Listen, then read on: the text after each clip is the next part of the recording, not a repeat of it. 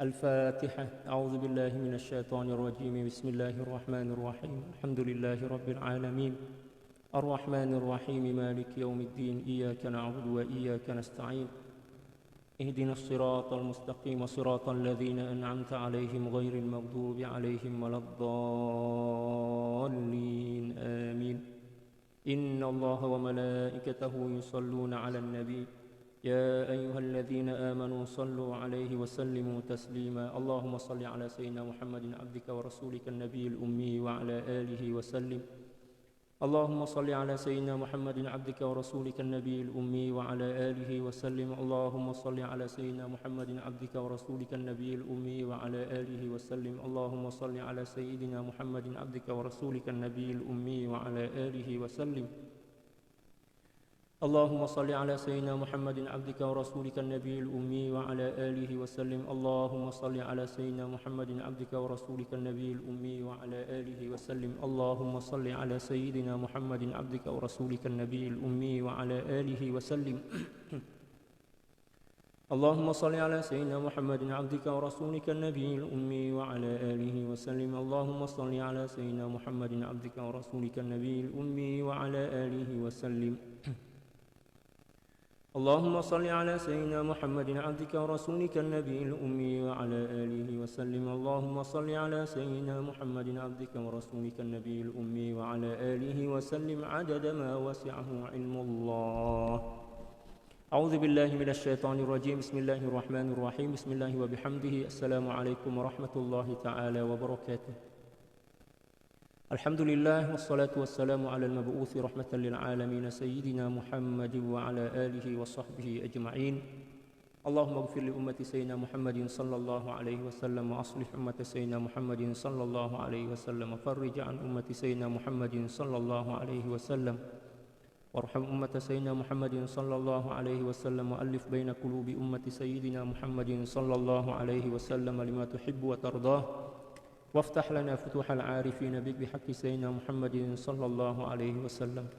سبحانك لا علم لنا إلا ما علمتنا إنك أنت العليم الحكيم. ولا حول ولا قوة إلا بالله العلي العظيم. وصلى الله على سيدنا محمد وعلى آله وصحبه وسلم. الحمد لله رب العالمين. Alhamdulillah, puji syukur kehadirat Allah Subhanahu wa taala, yang mana pada petang ini kita masih diperjumpakan dalam kajian kitab Al-Anwar fi Adabis Suhbati Indal Akhyar. Dan insyaallah petang ini kita telah pun sampai pada muka surat 140 yang menjelaskan tentang adab memuliakan makanan. Qala al-muallif radhiyallahu ta'ala anhu wa nafa'ana Allahu bi'ulumihi wa 'ulumi syuyukhihi wa syuyukhina wa jami'i awliya'illahi as-salihin fid dharain Allahumma amin. Wa min adabihim i'ta'ul khubzi haqqahu min al-ikrami wat ta'zimi wat taqbili wa wad'ihi 'ala al-'ain. Dan satu di antara adab para aulia salafun as-salih radhiyallahu ta'ala an adalah memberikan khubz maknanya roti atau makanan, memberikan hak kepada makanan ataupun roti. Hak itu sama ada ikram, memuliakan, wat ta'zim atau menghormati, wat taqbil dan juga menciumnya. Wa wad'ihi 'alal 'ain dan letak kat mata. Ya, contoh misal ini adalah roti, makanan lah kan. Ya. Dalam adab tasawuf, makanan ini wajib kita hormati, wajib kita muliakan, sebab makanan ini merupakan satu rizki daripada Allah Subhanahu wa taala yang dihantar kepada kita agar kita makan, bukan agar kita buang. Nah, satu di antara cara memuliakan dan menghormati makanan adalah ya, dengan mencium macam tu makanan tu. Ya, kalau roti lah, ya, cium, ya, dan letak di mata. Dan itu memang saya selalu nampak lah para guru-guru kami dulu di Mesir mencontohkan kepada kami semua cara menghormati roti atau makanan-makanan yang lain. Jadi kita hormatlah, istilah dia macam itu. Kita hormat, kita memuliakan makanan. Sebab bila mana kita menghormati dan memuliakan makanan, itu bermakna kita menghormati dan memuliakan zat yang menghantar makanan itu. Dan Allah Subhanahu wa taala akan redha kepada kita. Ya, Allah hantar rizki kepada kita kan, lepas itu kita cium, kita letak kat mata. Mata itu Letak kat mata itu tanda yang kita cinta, kita hormat, kita muliakan makanan itu. Wa min kalami Sayyidi Ali al-Khawas, dan di antara wasiat dan nasihat daripada Sayyidi Ali al-Khawas radhiyallahu taala an, iyyakum an tad'u al-khubza 'ala al-ardi min ghairi ha'il fa inna fihi ihtiqaran li ni'matillah azza wa jalla. Janganlah engkau meletak makanan, ya, sama ada roti, demikian juga makanan-makanan yang lain, di atas lantai atau di atas tanah tanpa sebarang alas, tanpa sebarang alas lah kan. Istilah kita alas, safra atau sufrah, alas. Jangan letak ke bawah lantai macam tu, ya, apatah lagi roti, ya, sebab itu tanda yang kita kurang hormat kepada nikmat Allah Subhanahu wa taala. Fa inna fihi ihtiqaran li ni'matillah azza wa jalla. Sebab cara macam tu adalah sesuatu yang seolah-olahnya menghina dan merendahkan nikmat daripada Allah Subhanahu wa taala. Ya, kita makan tu misal guna mangkok kan, guna mangkok okeylah letak kat lantai tak ada masalah sebab dah ada alas mangkok tu, ada pinggan. Demikian juga yang lain. Tapi jangan pula kita letak sebarang roti ataupun sayur mayur letak kat bawah lantai tanpa ada sebarang alas. Macam itu. Wa an Aisyah radhiyallahu taala anha qalat, dan diriwayatkan daripada Sittina Aisyah radhiyallahu taala anha qalat, beliau berkata, dakhala alayya Rasulullah sallallahu alaihi wasallam marratan. Suatu hari, suatu masa, baginda sallallahu alaihi wasallam datang menjumpai saya, fara'a kisratan yabisatan fi jidarin wa qad 'alaha al-ghubar. Dan beliau melihat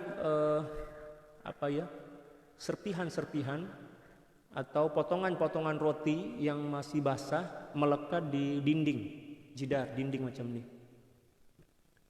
Ya. Dan potongan-potongan roti basah itu telah bercampur dengan debu.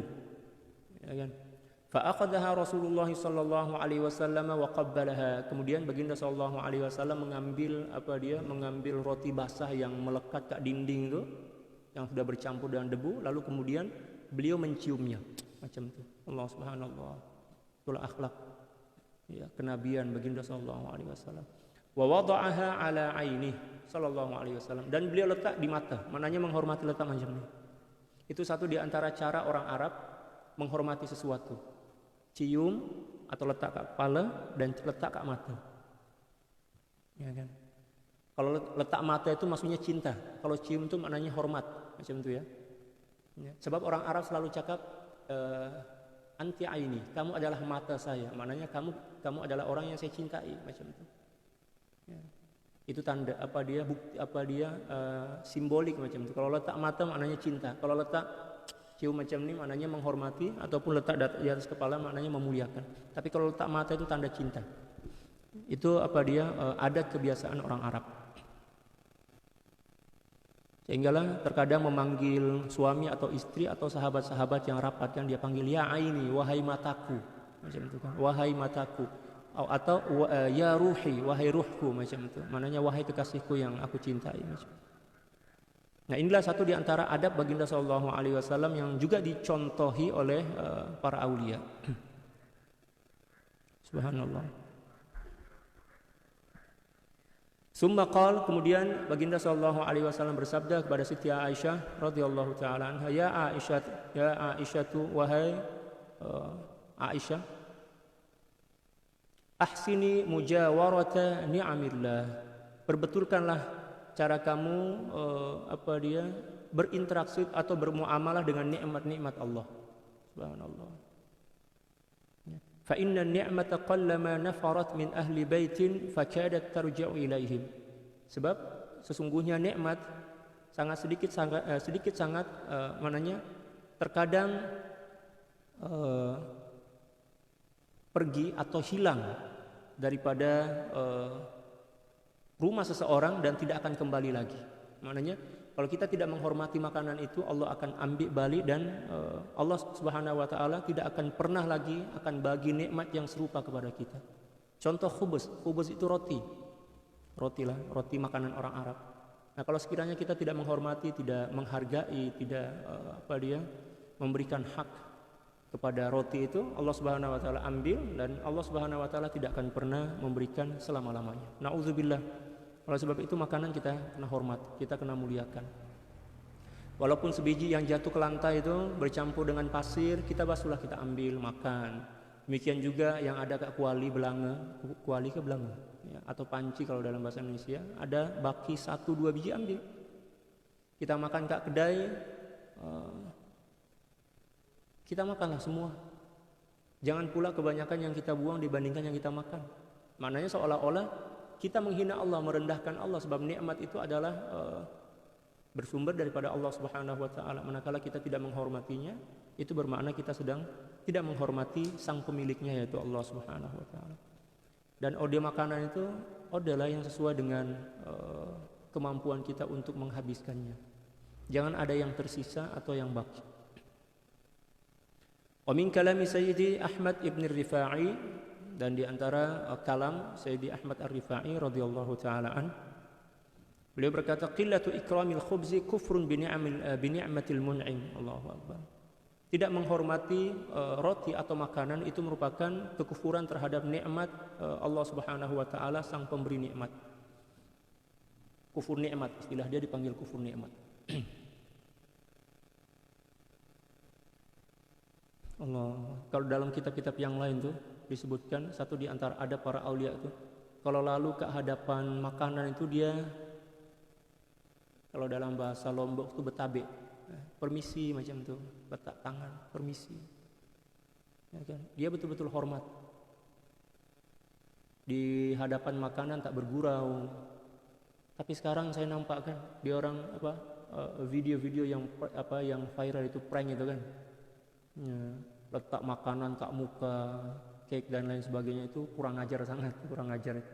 Itu menghina Allah, sebab makanan itu adalah rezeki Allah, rezeki Allah yang bersumber daripada Allah. Kita kena hormat. Allahu Akbar. Barulah kita sadar mengapa kehidupan kita ini tak kunjung-kunjung bahagia. Sebab apa? Kita tidak menghargai dan menghormati Allah Subhanahu wa taala melalui nikmat-nikmat yang telah diberikan kepada kita. Walaupun nikmat itu ada, tapi kita kurang berkat, malah tak ada berkat langsung. Dan tidak mendatangkan kedamaian dalam jiwa kita. Sebab kita tak hormat. Malah terkadang-kadang kita makan, kita cakap, tak sedap lah makanan ini. Kalau tak sedap, tak payah cakap. Letak aja kalau tak nak makan kan, letak aja atau bagi pada orang lain. Jangan pula kita kutuk makanan itu, apalah pula ini tak sedap, ruginya saya beli bla bla bla bla. Na'udzubillah. Itu akan menyebabkan keberkatan hilang dan juga menyebabkan kemurkaan Allah Subhanahu wa taala akan turun. Hormati dan muliakan makanan, sebab makanan itu adalah bahagian daripada bukti cinta. Saya bagi contoh senang lah. Ada orang yang cinta kepada kita, dia bagi makanan lah kan. Lepas itu makanan itu kita tak makan, kita buang. Sakit hati kata orang yang bagi hadiah kepada kita. Oh, marah betul lah. Marah. Ya. Demikian juga Allah Subhanahu wa taala bagi hadiah kepada kita, bagi makanan, minuman, kita pula buang-buang. Allah marah lah.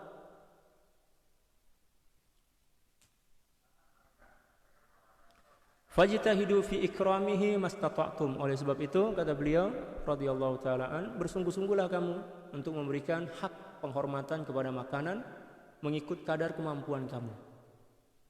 Waltaqatu ma yasqutu 'inda suqutihi, dan pungutlah, kutiplah kalau dalam bahasa Melayu, kutiplah makanan-makanan yang jatuh. Walaupun sebiji, kutip. Ya, terkadang kita malu kan, apatah lagi ke kedai misal ada sepotong roti misal, atau sepotong seketul. Di sini orang panggil seketul daging jatuh atau ayam, malu kita nak ambil.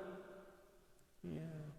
Kita rasa kalau kita ambil itu seolah-olahnya kita menghinakan diri kita. Ya Allah, kita tak ambil itu, itulah yang menghinakan diri kita.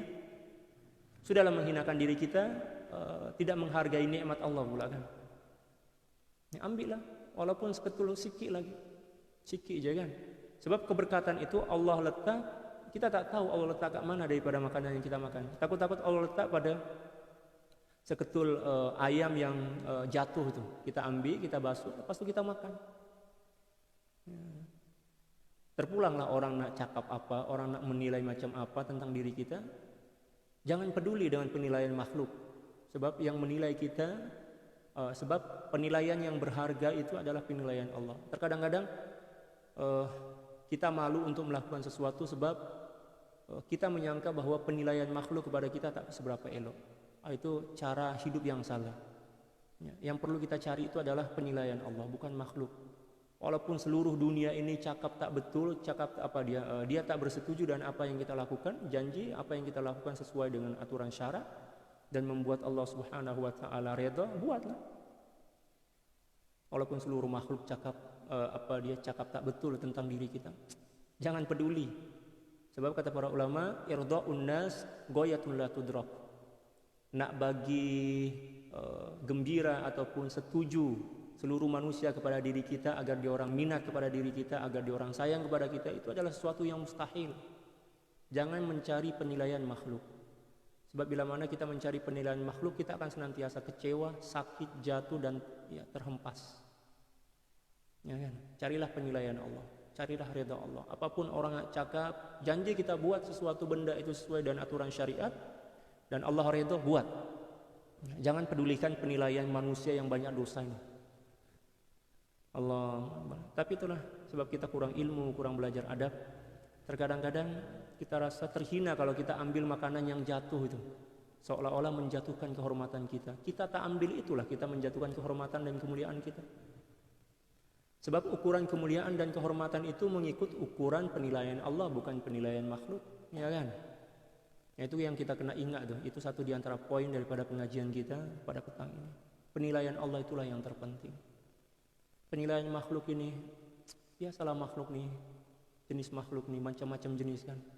Terkadang dia menilai kita baik, walaupun kita tak baik, sebab ada kepentingan. Ya, demikian juga Allah, terkadang dia marah kepada kita. Terkadang dia menilai buruk kepada kita, walaupun apa yang kita lakukan betul. Sebab apa? Tak ada kepentingan dia kat situ. Jadi manusia kebanyakannya menilai sesuatu baik itu mengikut kepentingan dia. Ya, bukan mengikut penilaian Allah. Yang kita cari itu adalah kebaikan dan kebenaran mengikut penilaian Allah dan baginda sallallahu alaihi wasallam, bukan penilaian makhluk.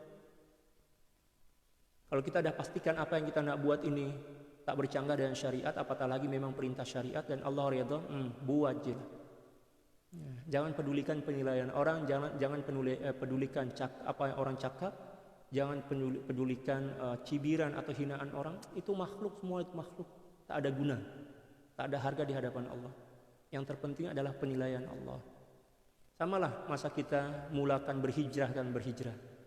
Kita nak mulakan merubah diri kita untuk lebih baik. Ramai orang yang menilai kita, sekejap je itu, mungkin seminggu 2 minggu lepas itu dia jerah. Jangan pedulikan penilaian orang lain. Kita fokus pada tujuan kita, yaitu Allah, Allah, Allah, Allah, wabas. Tak ada yang lain.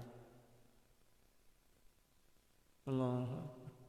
Wala tatrukuhu ila akhirit ta'am, dan janganlah kamu meninggalkan sebiji makanan yang jatuh itu sampailah pada akhirnya kamu tidak memakannya atau kamu letak sebagai baki. Kena makan semua.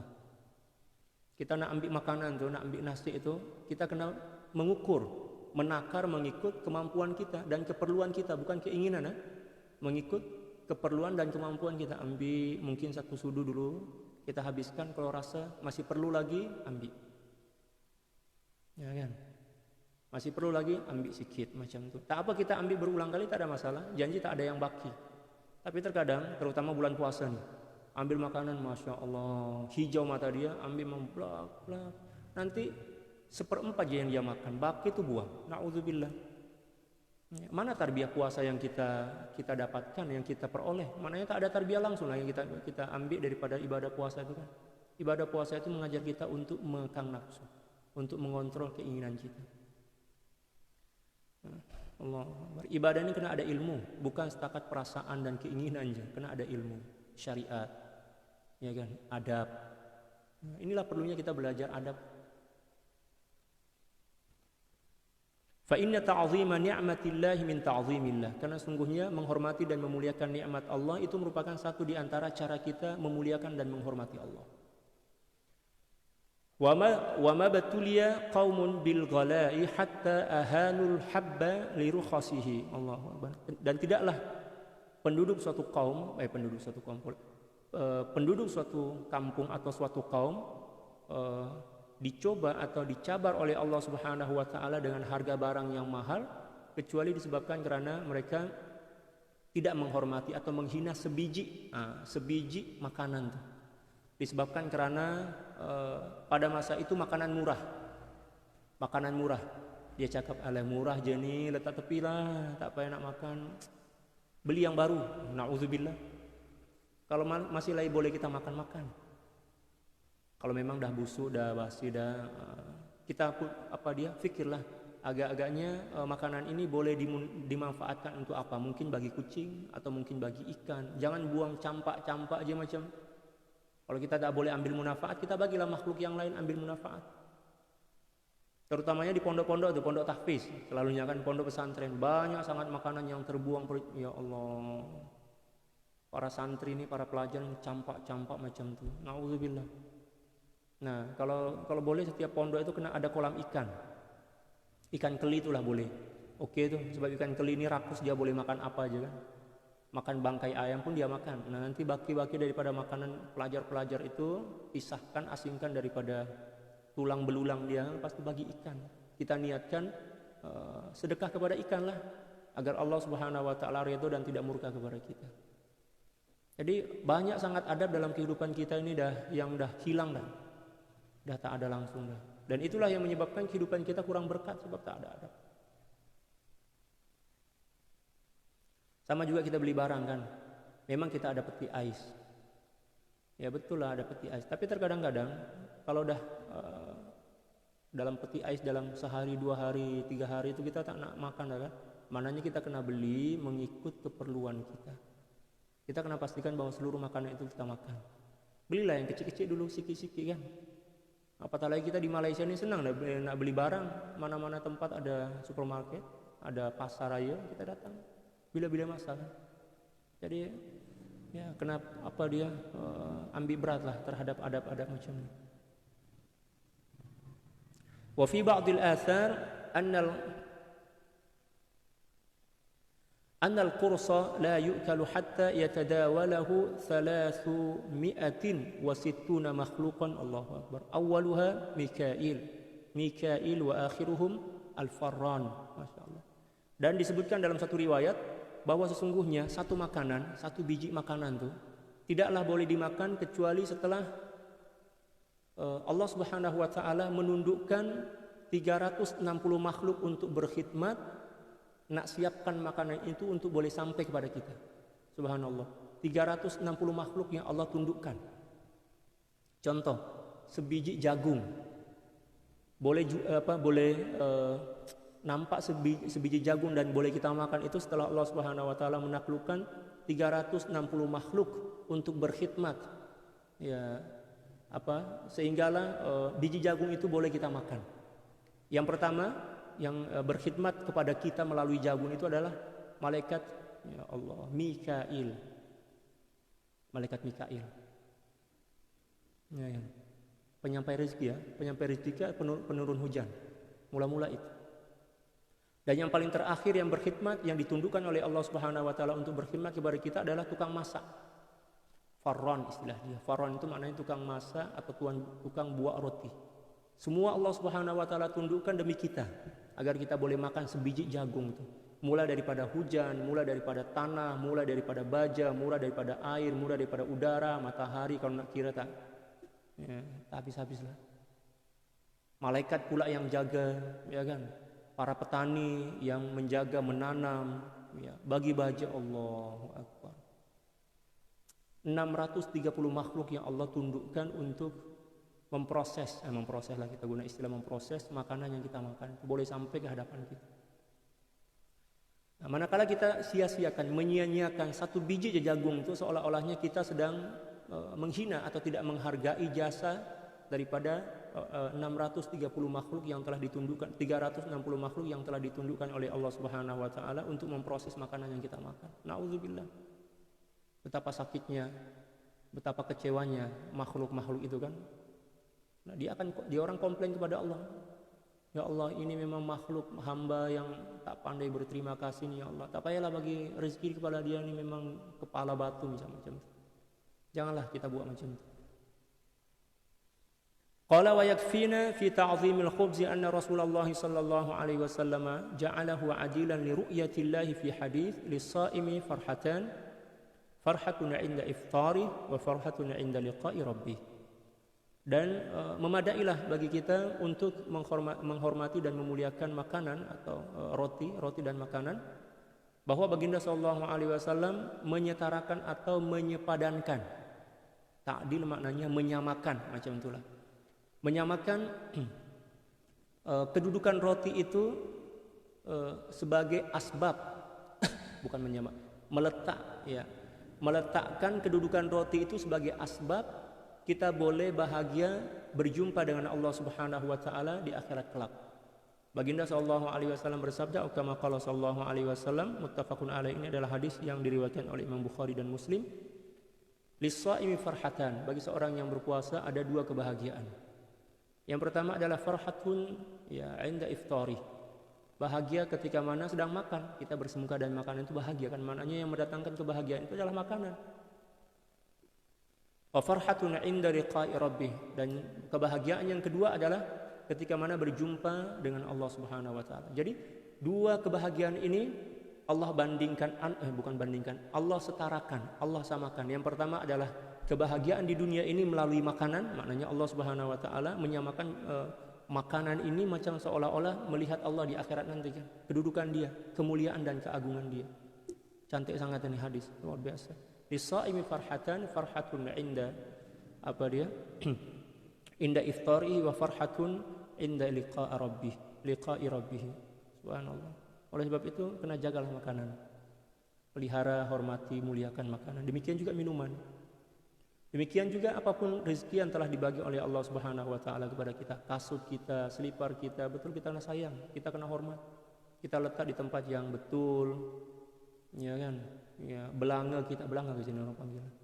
Panci, kuali, apa kita bersihkan sambil berniat untuk menjaga nikmat Allah. Ya kan? Semua kita kena buat macam. Kita kemas-kemas rumah misal. Ini kemas rumah. Kita niatkan untuk menjaga nikmat Allah. Kereta pun macam tu.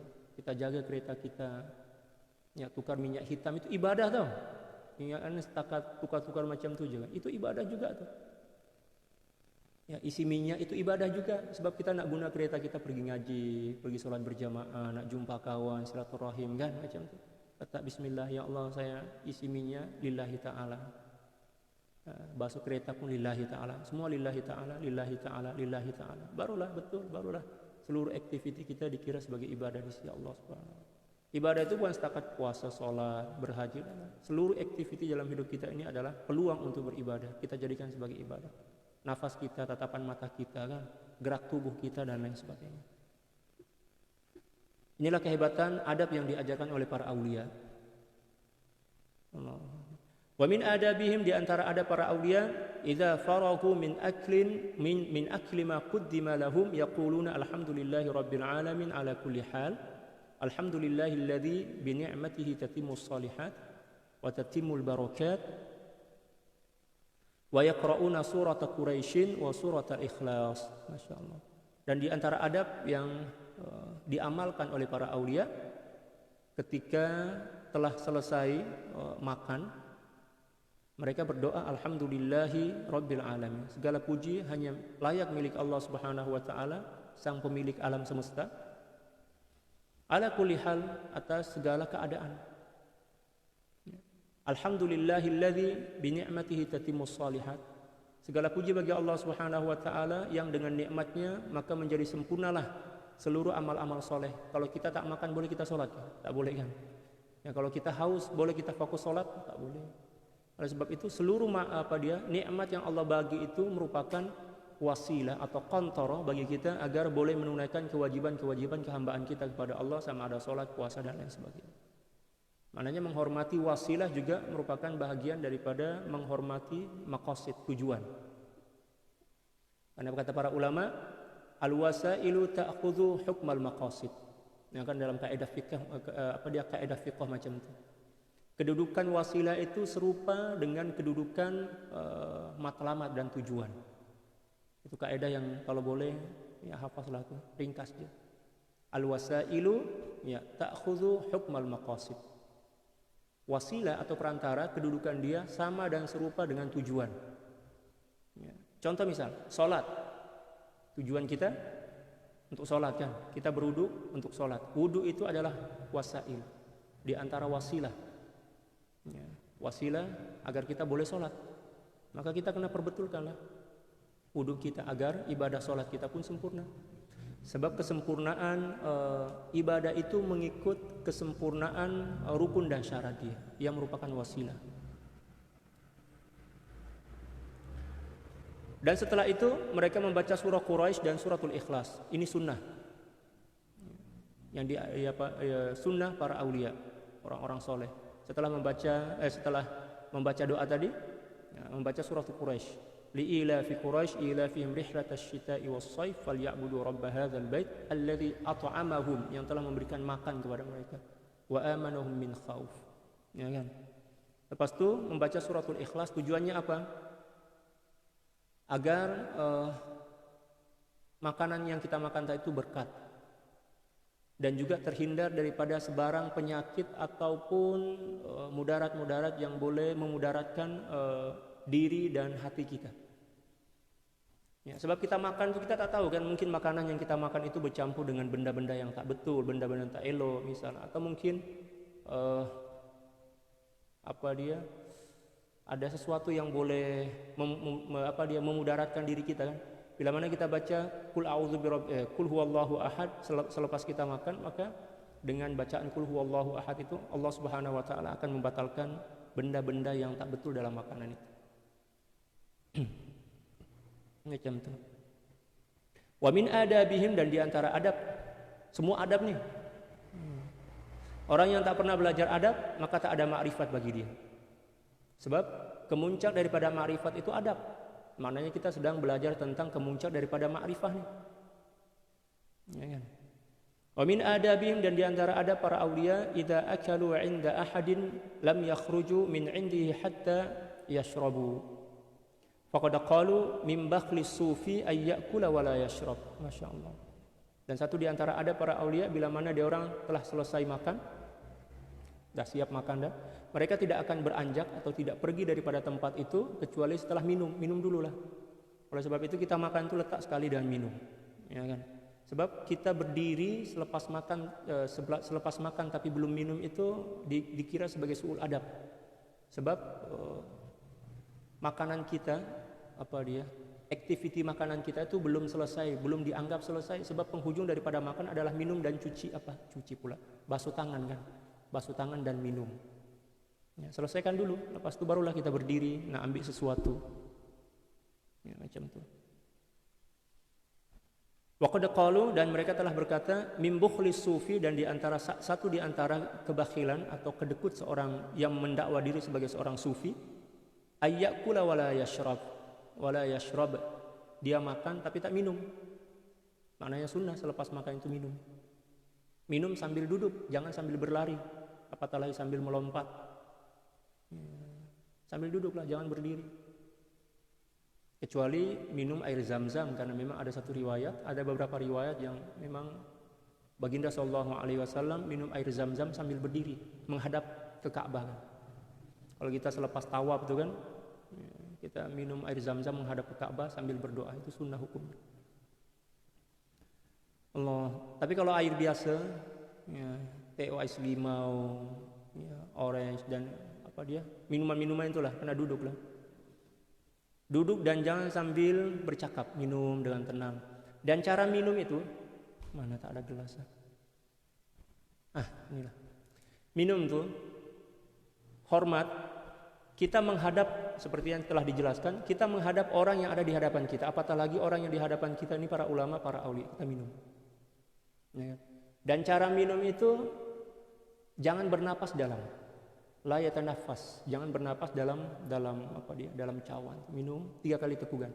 Tegukan yang pertama sikit je. Bismillah, Allahumma sholli ala sayyidina Muhammad. Ya, baca bismillah, baca selawat ke atas baginda sallallahu alaihi wasallam. Ya kan? Lepas itu yang kedua juga macam itu. Dan niatkan ya, agar Allah Subhanahu wa taala bagi tenaga kepada kita untuk beribadah dan taatlah macam secara umum untuk taat. Ya, demikian juga bacaan yang kedua, bismillah Allahumma atau bismillahirrahmanirrahim. Allahumma sholli ala sayyidina Muhammad wa ala sayyidina Muhammad. Nanti tegukan yang ketiga itulah baru boleh kita minum banyak. Dan kita disunahkan untuk minum itu kalau sekiranya tangan kita ini tak ada pegang kecuali cawan aja, minum dengan 2 tangan. Sunnah tuh, minum 2 tangan untuk menghormati. Walaupun memang 1 tangan tak ada masalah, tapi kalau kita nak sempurna minum tuh guna 2 tangan untuk menghormatinya, untuk menghormati minuman. Sebab dengan minuman itulah kita boleh bertahan hidup kan. Kalau tak ada air boleh kita hidup kan secara zahir? Tak boleh lah. Allah Subhanahu wa taala berfirman, "Wa ja'alna minal ma'i kulla syai'in hayy." Dan kami telah menjadikan daripada air itu segala sesuatu boleh hidup. Ya, air itu merupakan sumber kehidupan kita. Kita kena hormat. Sama juga masa kita berwudu tuh. Oh, ini banyak saya nampak ini Allah. Berwudu itu macam orang yang bergaduh dengan dia? Sini orang panggil tempat air itu apa mana? Kalau dalam bahasa Indonesia keran. Kalau dalam bahasa Arab itu Hanafiyah. Ya, buka air, masya Allah, banyak sangat. Dia ambil untuk wudu sikit je, tapi yang terbuang itu lagi banyak dibandingkan yang diguna. Ya, ambil sikit, buka sikit, ambil, cuci, ambil. Malah sebenarnya 30 mili itu udah lebih dari cukup dah itu kita guna untuk berwudu sebenarnya. Tapi itulah sebab kita dah terbiasa dah buang-buang air. Hukumnya haram tuh, hukumnya mubazir haram. Walaupun kita berwudu di tengah laut itu atau di tengah sungai, kita diajarkan oleh baginda sallallahu alaihi wasallam untuk mengambil air itu sikit-sikit. Walaupun di hadapan kita ini laut ataupun sungai kan, kalau kita belajar fiqh macam itu. Makruh hukumnya kita terus basuh muka, tenggelam kepala kita, makruh. Sebab itu berlebih-lebihan kan, ambil sikit-sikit. Macam itu.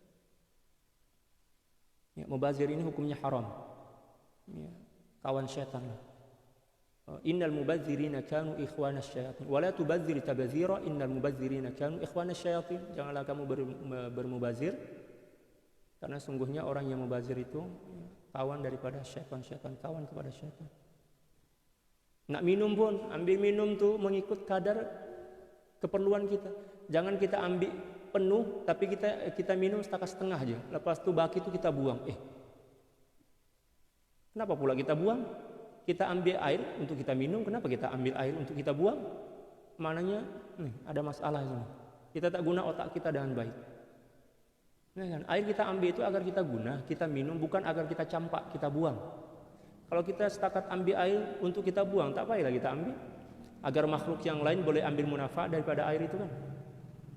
Tapi itulah kebiasaan buruk kita yang telah mendarah daging, telah sebati dengan jiwa kita mulai daripada kecil. Sebab kita tak belajar adab daripada kecil.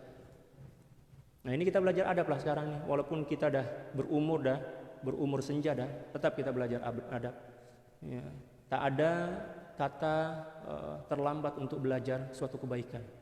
Walaupun kita dah berumur dah, tapi untuk belajar adab, belajar kebaikan itu tak ada kata terlambat atau terlewat.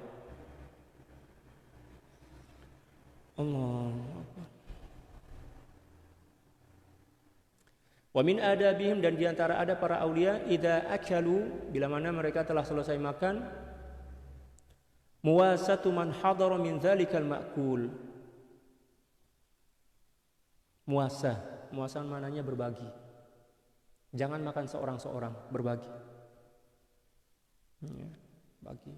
Sebelum kita makan lah macam tu, kita boleh tengok kawan kita, oh ini ikan kering, kita ada ayam, kita pula ayam menumpuk macam gunung jerai itu kan. Jangan pula kita cakap, ini bahagian saya lah, bagian kamu. Tak boleh, kita kena bagi. Saya tengok apa yang diajarkan oleh Tuan Guru Maulana Syekh Yusuf Al-Hasani. Beliau sebelum makan, walaupun di hadapan beliau itu banyak makanan, beliau tengok dulu makanan ahbab, murid-murid beliau, khadam-khadam beliau. Lepas itu beliau panggil, sini. Itu adab baginda sallallahu alaihi wasallam. Kita kena berbagi. Ya kan? Wa min kalami Sayyidina Ali al-Khawas, dan diantara kalam nasihat daripada Sayyidina Ali al-Khawas radhiyallahu taala, idza akalta ta'aman, bila mana kamu makan makanan, fa'at'im minhu man hadar, maka bagilah juga kepada orang yang hadir bersamamu.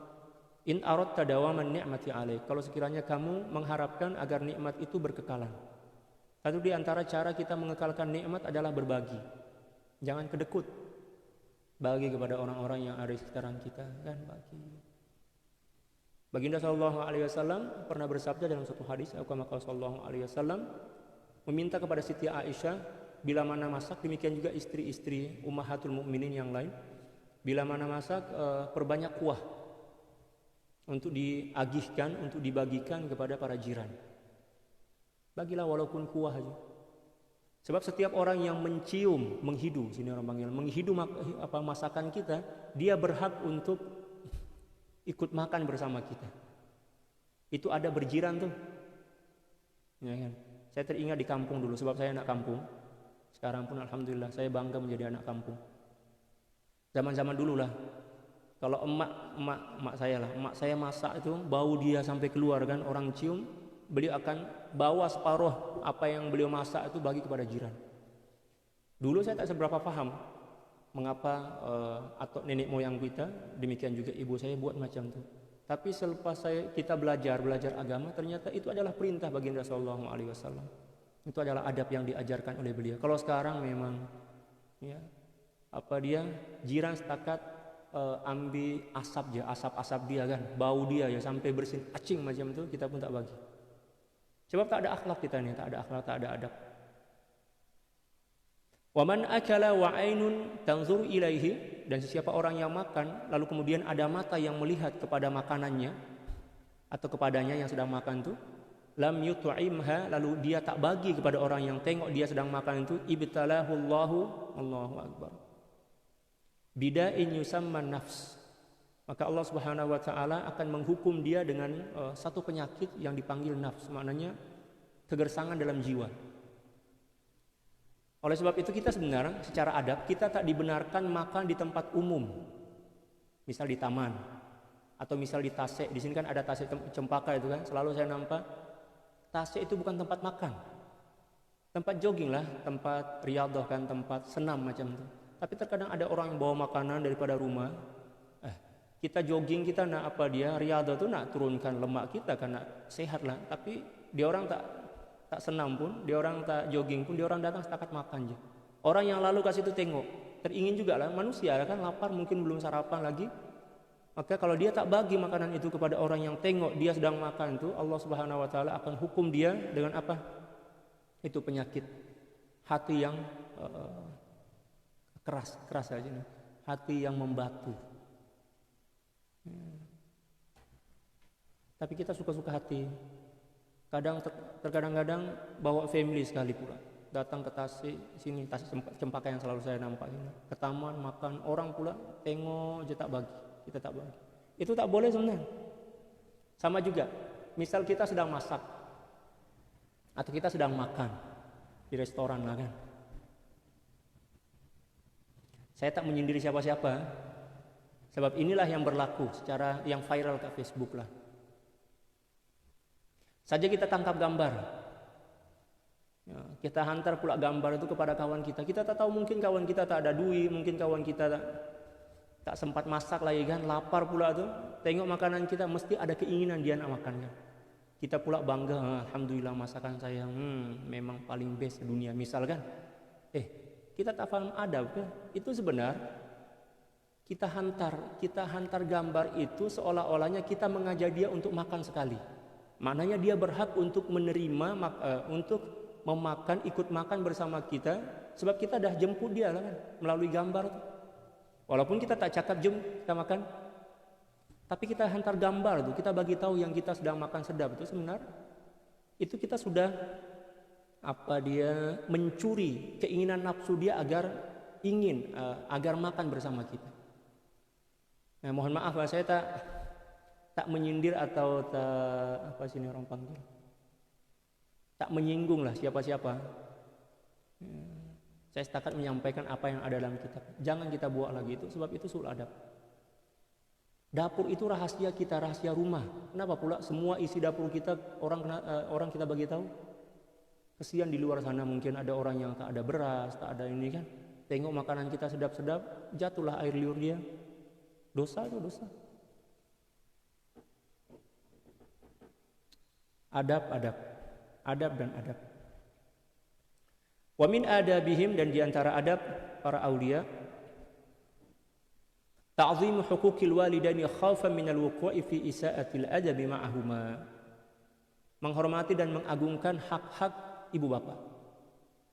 Khaufan sebab dia takut minal wuqu'i fi isa'atil adabi ma'ahuma, untuk menjaga agar tidak terjerembab atau tidak terjebak ya, dalam su'ul adab kepada ibu bapa. Kita kena jaga hak-hak orang tua kita.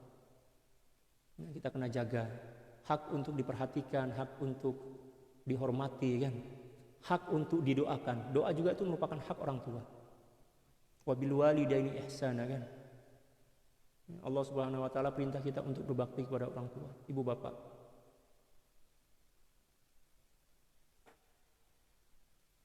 Dan ibu bapak ini diantara pintu kita ke surga.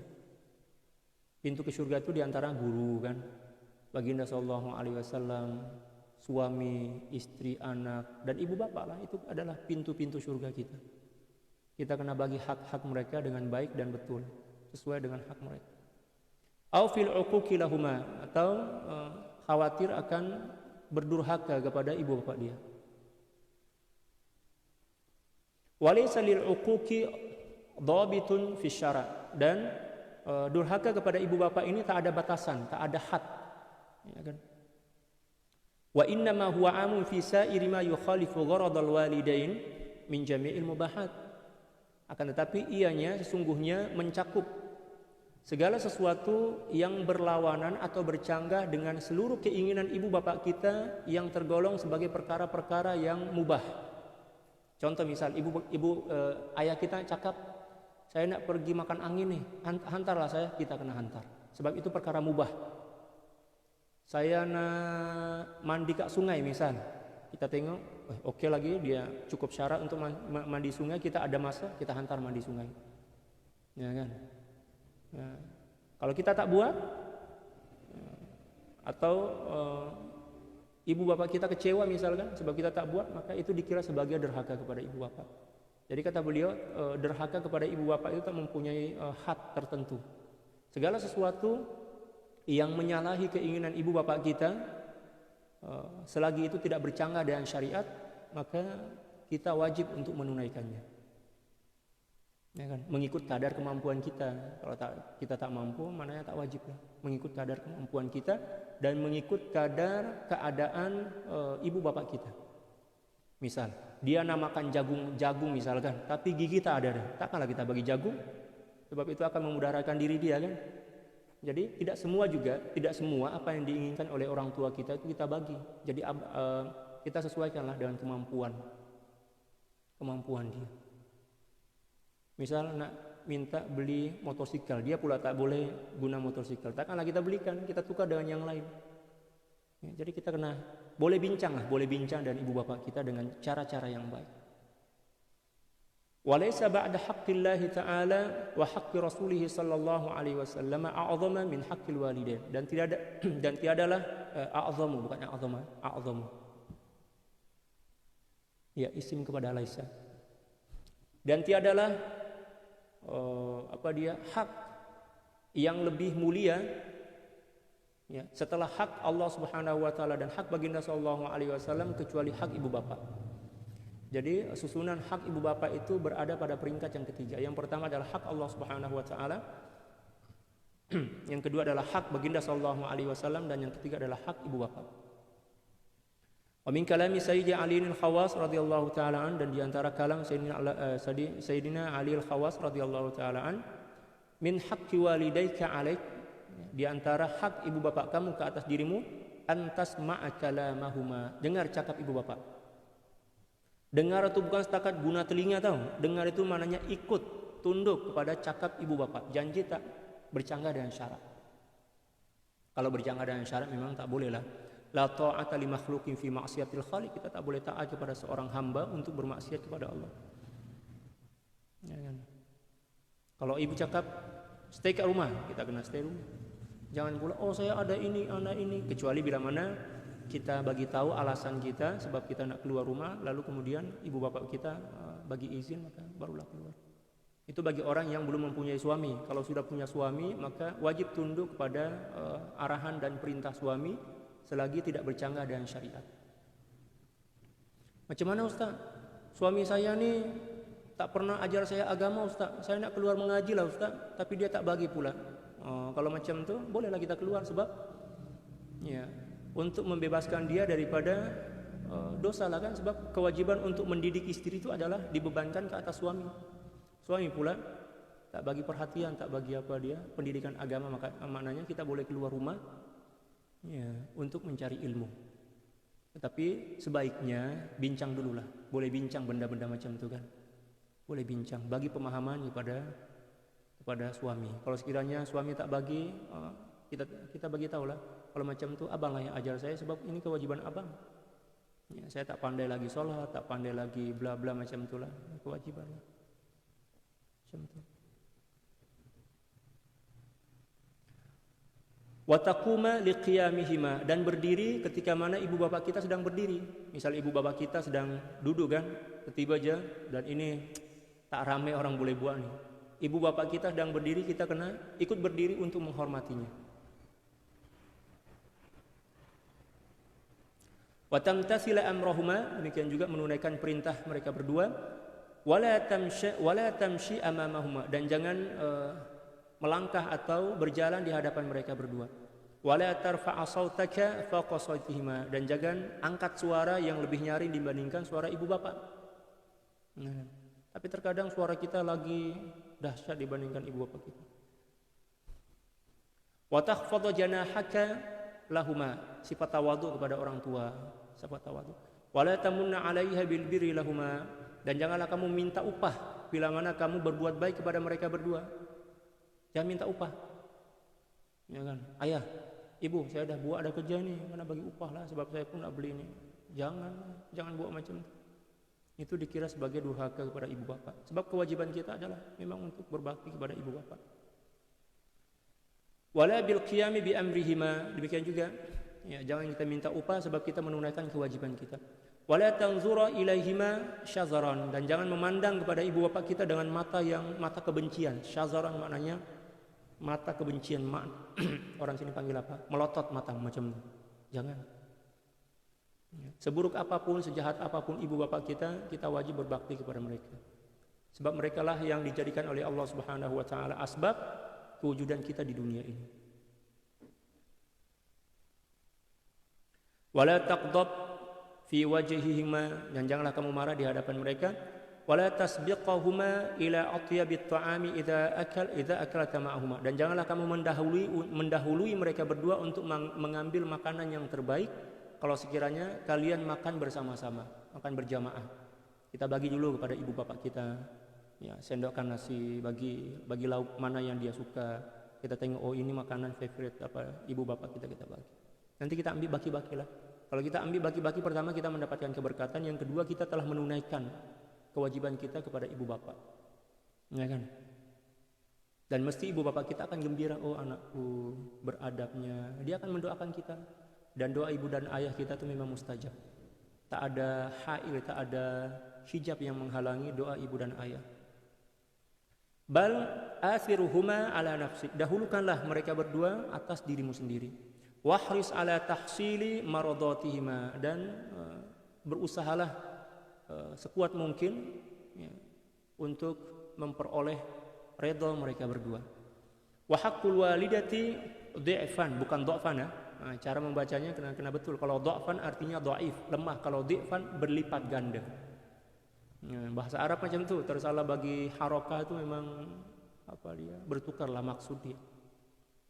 Wa haqqul walidati dhi'fan, ya dhi'fa haqqil walidi fil al-urfi, dan hak ibu itu 2 lipat ganda dibandingkan hak ayah.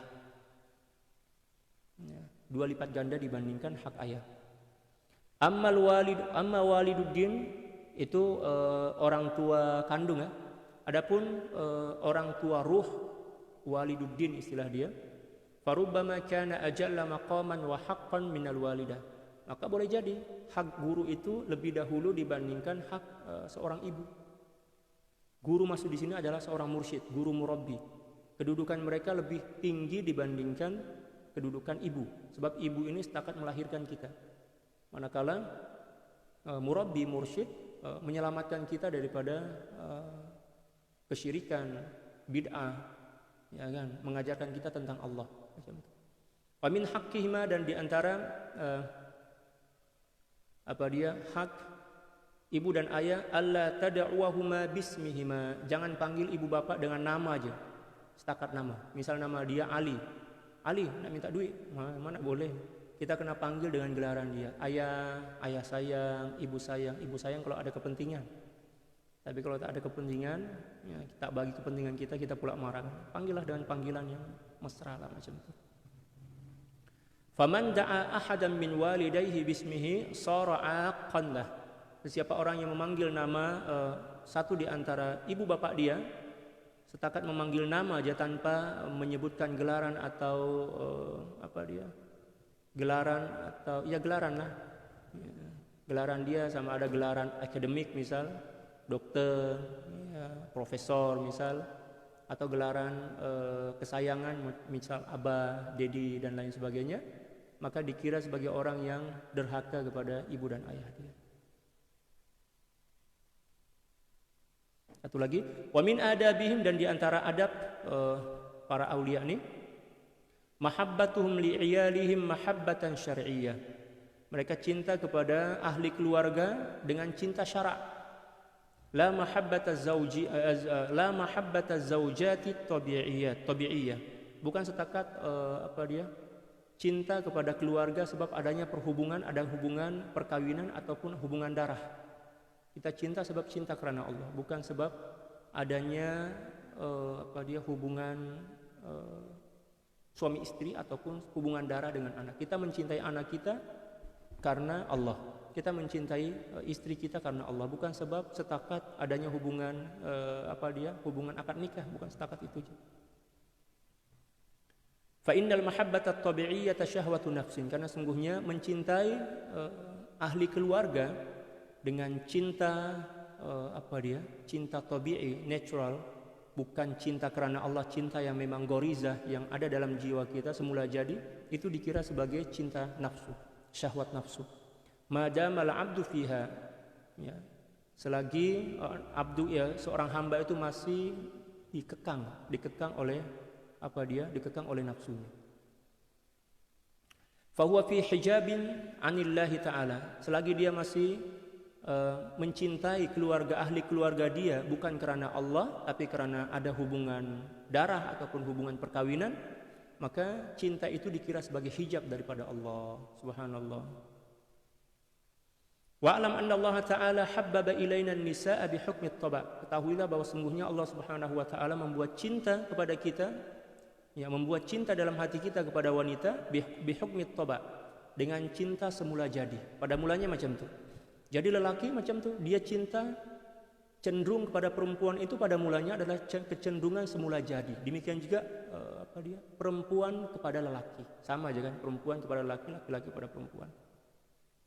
Thumma amarna bi mujahadati nafsi hatta takhruja min mahabbatiha at-tabi'iyyati ila mahabbatiha asy-syar'iyyah.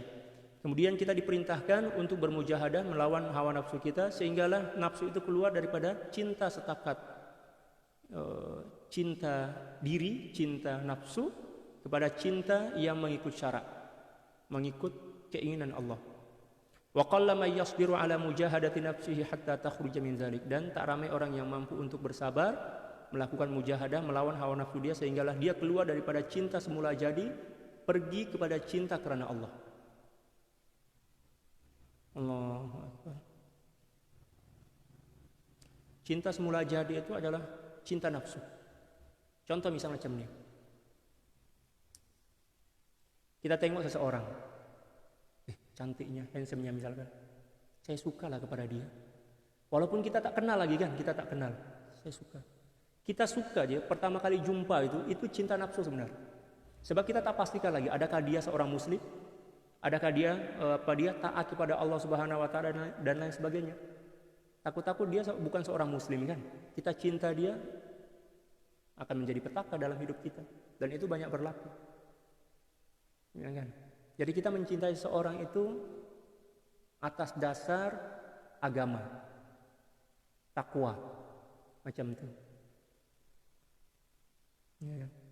Memanglah pagi tadi saya cakap cintailah seorang karena kekurangannya. Kekurangan di sini bukan bermakna kita mencari seseorang yang penuh dengan kekurangan lalu kita cintai itu. Kita mencintai seseorang dengan mencari orang-orang yang mempunyai akhlak sempurna, lalu kita mencintainya tanpa melihat kepada kekurangannya, macam itu. Boleh paham? Sebab seluruh manusia mempunyai kekurangan. Kita ubah kekurangan itu menjadi cinta, macam itu. Nak bahas pula panjang cerita dia nih. Nantilah suatu masa kalau ada masa saya akan jelaskan secara luas. Ya. Wa min huna, daripada perkara ini hadzarul asyakhu fi tazwijil min tazwijil mar'atil hasna. Para aulia, para syuyukh mengingatkan kepada murid-murid dia agar tidak menikahi perempuan-perempuan yang cantik jelita, yang comelote, kan macam itu kata orang Terengganu, yang cantik sangat. Ya. Tadi benar bukan haram, tetapi secara adab tuh bagi seorang murid itu hukumnya makruh. Sebab apa? Takut-takut nanti ibadah dia tak fokus, atau dia fokus pada istri, je kan. Ya. Nak keluar rumah tengok wajah istri dia, cantik lah istri, tak jadi keluar rumah. Tak boleh pergi sholat berjamaah, tak boleh datang kelas dan lain sebagainya. Ya. Lianna dararaha aktsaru min darari syahwa. Karena sungguhnya kemudaratan seorang wanita yang cukup cantik, yang cantik sangat itu lebih besar, lebih banyak dibandingkan perempuan yang biasa-biasa aja. Ya kan? Dulu ada cerita lah, ada masa kita. Ada masalah dalam 5 menit. Ada cerita seorang pelajar, dia berdoa kepada Allah Subhanahu wa taala, ya seorang ulama lah ini. Ya Allah, bagilah saya istri yang cantik jelita macam bidadari ya Allah. Ya, agar saya tidak memandang kepada perempuan lain. Itulah alasan dia kan. Tiap hari dia berdoa macam itu. Betul lah, sebab dia khusyuk sangat dan yakin kepada Allah, yang doa dia dikabulkan oleh Allah. Betul dikabulkan oleh Allah Subhanahu wa taala. Lalu dia menikahlah dengan kembang desa. Kembang desa maknanya kalau dalam bahasa Indonesia itu adalah orang yang paling cantik di kampung tuh. Dia nikah. Setelah menikah, biasalah honeymoon kan, bawa istri dia jalan-jalan. Semua mata memandang kepada istri dia. Tengok cantiknya. Dia rasa tak sedap hati kan, kenapa ramai sangat orang yang lihat istri saya. Cemburu, ada kecemburuan kan. Kurang asam, kalau dalam bahasa Indonesia kurang asam, kurang ajar lah dia orang. Kenapa pula dia tengok istri saya macam itulah, mesti ada kecemburuan kan. Sehinggalah menyebabkan istri dia tak bagi keluar rumah. Kamu di rumah aja, sebab saya cemburu, macam-macam lah itu. Salat pun terfikir benda itu kan, fikir kenapa tadi. Lama-lama sudah khusyuk salat dia hilang, belajar pun tak boleh, mengajar pun tak fokus kan. Tapi dia ada asas ilmu tasawuf lah kan. Barulah dia ingat nasihat dari para guru tadi. Ya. Tak boleh menikah dengan seorang perempuan yang cantik sangat. Ya. Sebab itu boleh mengganggu ibadah kita, mengganggu kehidupan kita. Lalu kemudian dia berpikir, ya Allah, ya, sebab saya takut ibadah saya ini tak berkualiti. Saya tengok juga istri saya rasa happy, jarang orang yang tengok dia. Ini saya bagi nasihat dia tak dengar. Ya tak apalah. Ya, dia cerai istri dia, lepas itu dia berdoa, ya Allah, ya, bagilah saya istri yang biasa-biasa saja, yang tak seberapa cantik ya Allah, agar ibadah saya tenang dan tenteram. Betul Allah bagi yang biasa-biasa saja. Ternyata istri yang biasa-biasa itulah yang menghantarkan beliau menjadi seorang wali besar. Sebab tak ada orang yang nak memandang kepada istri dia kan. Itu cerita zaman dahulu lah. Guru-guru kami pernah cerita macam itu. Tapi alangkah lebih baiknya kita ridho lah apa yang Allah bagi, itulah yang kita terima, sebab itulah yang terbaik. Wa min kalami Sayyidi Afdaluddin, dan di antara nasihat daripada Sidi Syekh Afdaluddin radhiyallahu taala man aktsara min mujalasatin nisa, siapa orang yang banyak bergaul atau bersahabat dengan perempuan, banyak kawan dia perempuan misalkan, tiap-tiap hari jumpa tiap-tiap hari. Ya. Fasada akluhu. Ya, akalnya akan rusak. Hilang akal macam itu. Kalau terlalu beramai kawan perempuan. Ya kan? Wafatatul fadail, dan dia akan terlepas terlepas peluang daripada banyak kebaikan, kemuliaan.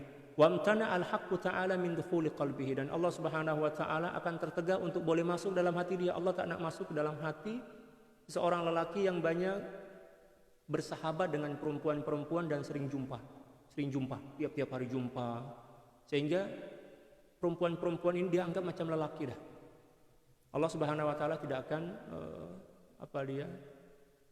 akan bagi kemanisan iman dalam jiwa dia. Wa ba'dha syaitanu fihi, kemudian syaitan akan bertelur di dalam hati dia. Masya Allah, ngeri sangat. Ya, wa farraha, dan kemudian menetas. Syaitan itu akan menetaskan telur-telur dia di dalam hati seorang yang cenderung terlalu penggila. Di Indonesia dipanggil penggila wanita, pemuja wanita. Ya, ramai sangat kawan dia perempuan aja, ya kan? Tiap-tiap hari jumpa, seolah-olah dia macam perempuan dah, bertukar jantina macam perempuan. Itu adalah seorang yang dimurkai oleh Allah Subhanahu wa taala. Oleh sebab itu kita kena jagalah diri kita dengan baik. Allahu akbar. Masyaallah. Selesai.